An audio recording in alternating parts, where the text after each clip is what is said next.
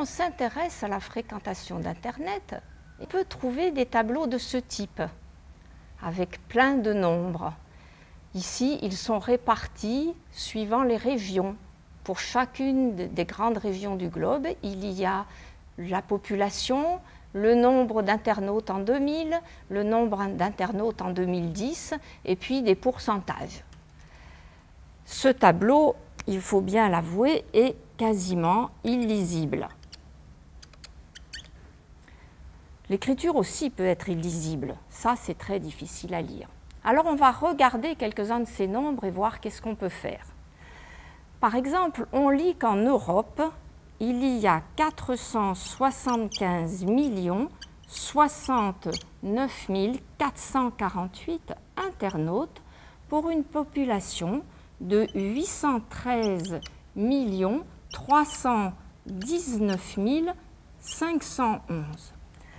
Alors, pour ceux qui détestent les chiffres, on peut dire ça, c'est beaucoup,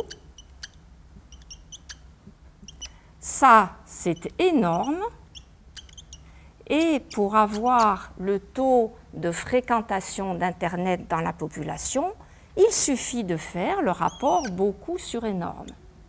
Et qu'est-ce que ça vaut? Ça peut être proche de 0%, ça peut être proche de 100%. Le qualitatif ne permet pas de le savoir. Alors on va regarder sur le tableau et on voit que c'est proche de 60%. Donc quand même, ce serait intéressant de manipuler des chiffres et pas uniquement beaucoup, énorme et des choses comme ça. Mais pour les manipuler, qu'est-ce qu'on peut faire? L'écriture illisible, on pourrait l'agrandir. Eh bien, ce qui va tenir lieu d'agrandissement ici, c'est de regarder les ordres de grandeur. Pour le nombre d'usagers d'Internet, on va dire 500 millions. Pour le nombre d'habitants, on va dire que l'ordre de grandeur, c'est 800 millions.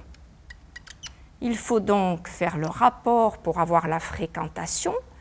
Et ça fait à peu près 0,6, ce qui, en pourcentage, donne du 60%. Donc, si on admet que grossir, c'est regarder les ordres de grandeur, eh bien, on peut commencer à naviguer dans le tableau, comprendre les calculs et avoir une certaine information. Mais il y a quelque chose d'amusant, c'est que le nombre d'internautes est donné à l'unité près. Ce nombre d'internautes varie à chaque instant. Et puis, à l'unité près, il n'est pas obtenu avec un compteur qui compterait les uns derrière les autres, tous les internautes. Il est obtenu par des procédures d'estimation complexes. Et en fait, si on pouvait lire ce chiffre avec plus de précision, il se terminerait par exemple par 448,17, ce qui prouverait bien que ce chiffre n'est pas obtenu par comptage, mais par des procédures de calcul. Donc, on ne connaît pas bien ces procédures de calcul, on ne sait pas leur précision. Prendre les ordres de grandeur est donc tout à fait légitime. Et puis, qu'est-ce que signifie de compter à l'unité près les internautes? C'est assez étonnant. Et néanmoins, ça donne des informations qui peu à peu permettent de comprendre le paysage de la fréquentation d'Internet.